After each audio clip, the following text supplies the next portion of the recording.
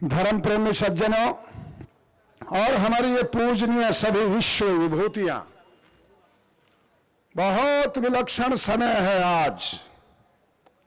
यही वो कुरुक्षेत्र का मैदान है जो आज से 5000 वर्ष पहले यहां पर योगेश्वर कृष्ण जी महाराज का शंखनाद हुआ था। उन्होंने गीता का ज्ञान इस धरती पर सारे मानव मात्र को सुनाया था। वेदों की बंसरी बजी थी। यही वो कुरुक्षेत्र है जहां सरस्वती के किनारे हमारे ऋषियों ने वेद की ऋचाओं का समाधि में बैठ करके साक्षात किया था।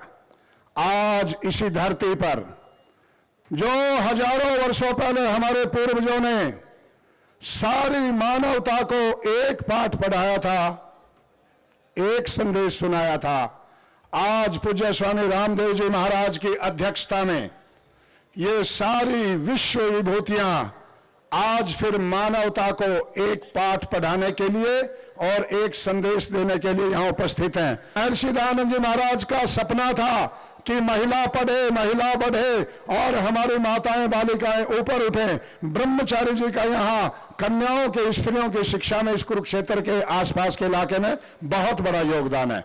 मैं आपको बात बता रहा था, महर्षि दयानंद जी महाराज की द्वितीय जन्म शताब्दी समारोह का उस विचार के साथ में शुभारंभ किया जा रहा है आज, जिस विचार को उन्होंने 1876 में रखा था। जब देश गुलाम था, महारानी विक्टोरिया का दरबार लगा। उस दरबार में सारे देश के राजाओं को, अधिकारियों को, श्रीमंतों को और धन्ना सेठों को, सबको, विचारकों को, चिंतकों को, बुद्धिजीवियों को, सबको बुलाया गया कि आओ महारानी की अधीनता स्वीकार करें। पर इस भारत की माटी में पले हुए भारत मां के लाडले सपूत ने, महर्षि दयानंद ने उस विक्टोरिया दरबार के बराबर में दिल्ली में अपना दरबार लगाया और उसने सर सैयद अहमद खां, पादरी स्कॉट, केशव चंद्र सेन, रविंद्रनाथ ठाकुर के पिता महर्षि देवेंद्रनाथ ठाकुर और बहाई धर्म जिनका लोटस टेम्पल आज दिल्ली में है, उनके प्रतिनिधियों को बुलाया और बोला आओ विचार करें, देश को आजाद कराएं, समाज को ऊपर उठाएं और एक होकर के आगे बढ़ें। एक होने का फार्मूला क्या था?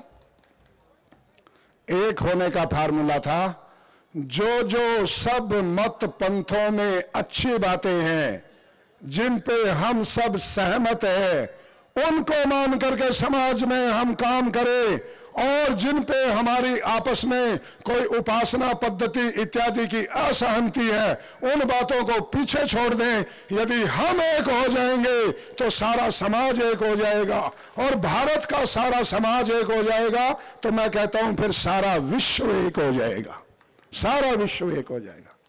ये भारत माता है जिसकी गोद में सब कुछ पलता है। पूरे विश्व में कोई भी एक मत पंथ हो सकता है, कहीं दो मत पंथ हो सकते हैं। सारे मत पंथों को, सारी आध्यात्मिक विचारधाराओं को, सारी धार्मिक मान्यताओं को यदि कहीं पर स्वतंत्रता पूर्वक विचरण करने की अनुमति और स्वतंत्रता है तो ये भारत माता की परम पावनी गोद है।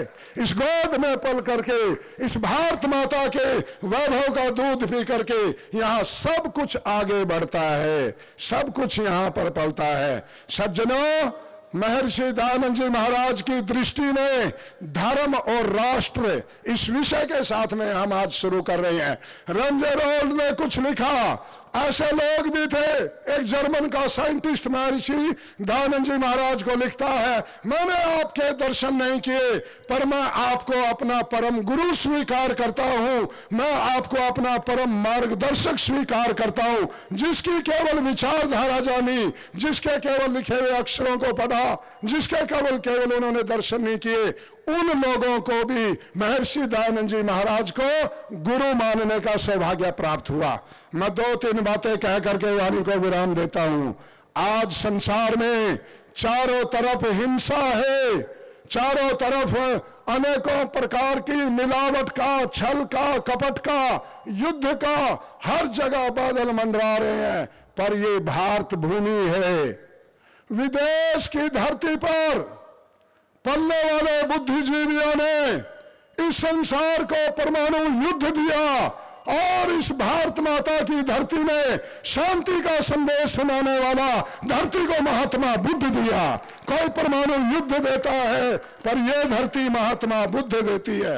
मैं आपको कहना चाहता हूं, परमपिता परमेश्वर को सब स्वीकार है। यदि केवल मुसलमान स्वीकार होते तो हिंदुओं के घर में कोई बच्चा पैदा नहीं होता, और यदि हिंदू स्वीकार होते तो मुसलमानों के घर में कोई बच्चा पैदा नहीं होता।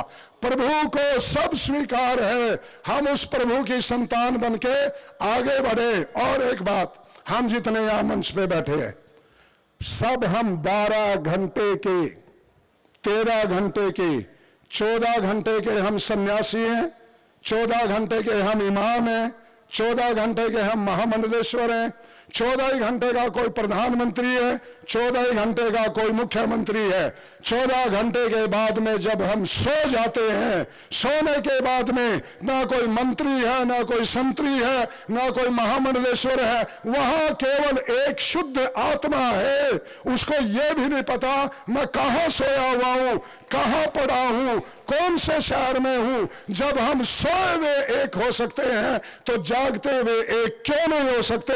हमने उसी एकता का सूत्रपात करने के लिए आज महर्षि दयानंद जी महाराज की द्वितीय जन्म शताब्दी समारोह के शुभारंभ पर ये सारी महान विभूतियां बुलाई है। हम इनका तहे दिल से, हृदय से, पूरा हरियाणा, देशों में देश हरियाणा, जहां दूध दही का खाना, और हो सकता जहां आज हम बैठे हो वहीं से योगेश्वर कृष्ण ने सारे संसार को गीता का पाठ सुनाया था, वेदों का पाठ सुनाया था। मैं अपनी वाणी को विराम देते हुए अपने महापुरुषों के, अपने मार्गदर्शकों के, अपने पवित्र हमारे से जो बड़े लोग हैं उनके चरणों में प्रणाम करता हुआ इस आगे की कार्यवाही को आगे बढ़ाने के लिए शुरुआत करता हूं। बड़े महर्षि दयानंद जी महाराज की, गुरु विरजानंद जी महाराज की, भारत माता की, वंदे, पूज्य स्वामी रामदेव जी महाराज की, भारत के, अखंड भारत के प्रचंड मुख्य इमाम उमर अहमद इलियासी की बहुत बहुत शुभ आशीर्वाद।